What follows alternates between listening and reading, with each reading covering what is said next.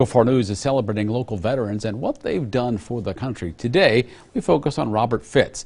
The Korean War veteran created something special in Rock Island. His hobby of collecting memorabilia and artifacts in his garage is now a museum that's becoming a destination in the Quad Cities. Local 4's Leah Sims has his story in tonight's Veterans Voices. Follow Korean War veteran Robert Fitz through his garage, and the hands of time begin to slowly go in reverse. You never forget it. It stays with you forever. Inside, what looks like a garage has been transformed into a veterans museum. I was on the national board, Korean War veterans in Washington, D.C., and we was trying to figure out how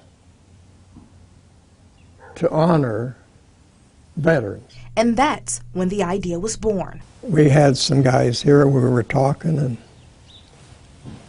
they're looking at my garage.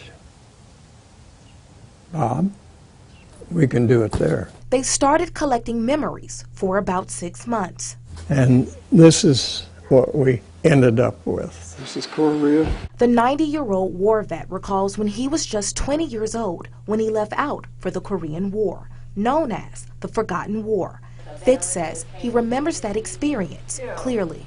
They put us on the firing line and gave us M1 Grands.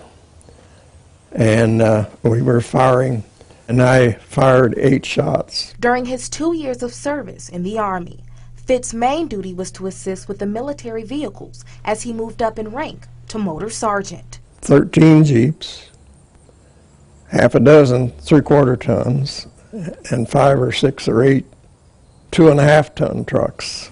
I jumped from corporal to staff sergeant. Now, you don't do that very often. But what does happen often is Fitz remembering fond memories of the war. He says he wanted to collect stories and items from veterans to prevent the Korean War from becoming a truly forgotten war. Although millions of American service members were involved, the veterans of that war are now disappearing. We have 30, 40 people. Today, we're almost down to 2 or 3. We lost a lot of them. And that's the reason Fitz wants all veterans to get the thank you they deserve at his museum. All I've done for the veterans is because I love veterans. But most veterans are the most real people you've ever met. And that's what I like, is real people. Leah Sims, Local 4 News.